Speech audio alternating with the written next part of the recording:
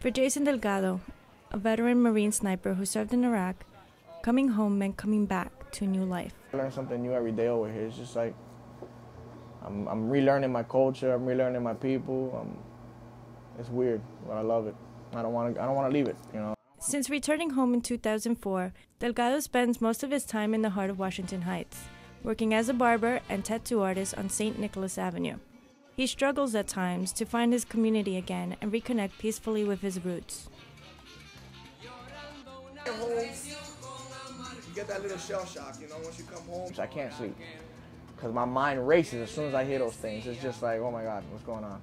And I swear to God, I wish I had a shotgun laying in bed with me at night just so I could feel better, so I could have something just like how I used to sleep in Iraq.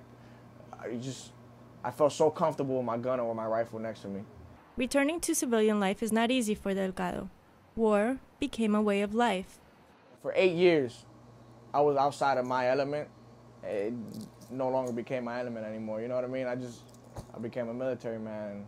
When I came home, that's when I noticed, I'm like, there's new sayings, new phrases, new ways of going about things. Delgado is trying to relearn how to enjoy life. In this mostly Dominican community, that life sometimes involves sharing a plate of food and stories over their favorite music.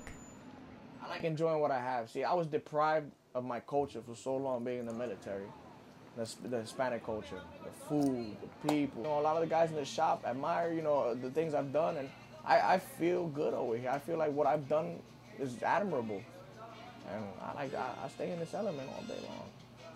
John Antonetti also lives in this element.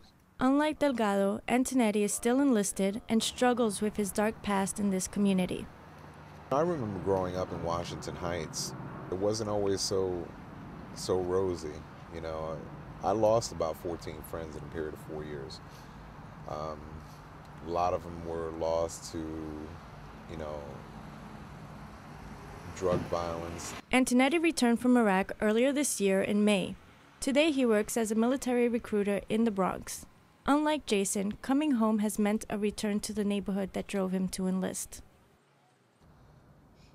When all that stuff started going on with the military and out in the Middle East, I said, well, you know, what better way, you know, to be able to get out of the city and know that I have an opportunity to be successful someplace else than go into the military. After his most recent tour of duty, Antonetti did not find comfort in leaving his brothers of war. Now he finds solace at night in Fort Tryon Park. Coming back the first time was a surreal feeling. I'd go and see everybody just carrying on with their lives, just like nothing was going on. And I knew what my brothers were going through, you know, so it was hard. It was almost as if they had forgotten us. But many in Washington Heights have not forgotten. For the parents of fallen Marine Ryan Tejada, the loss of their son and the homecoming that never was is a fact they are still coming to terms with 5 years after his death. Uno nunca se acostumbra. Uno siempre cree que lo va a ver. Bueno, ese día yo sentí que ese día me moría cuando vinieron a avisar que me habían matado. Ese día me morí. Tejada was only 26 when he died at war in Iraq. Nosotros nos sentimos muy orgullosos de él.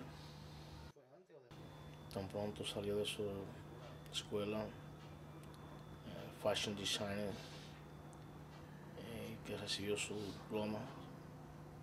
Seguido marchó hacia el 181 y San Nicolás a la oficina de Marines Corps para inscribirse como marino.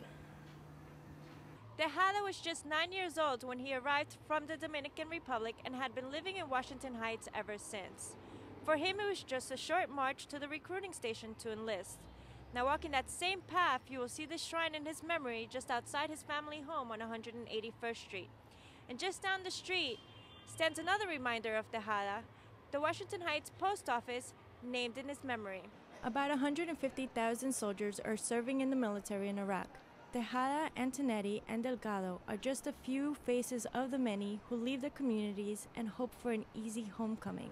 But as we see here in Washington Heights, it's not that simple. For the New York City News Service, I'm Sandra Roa.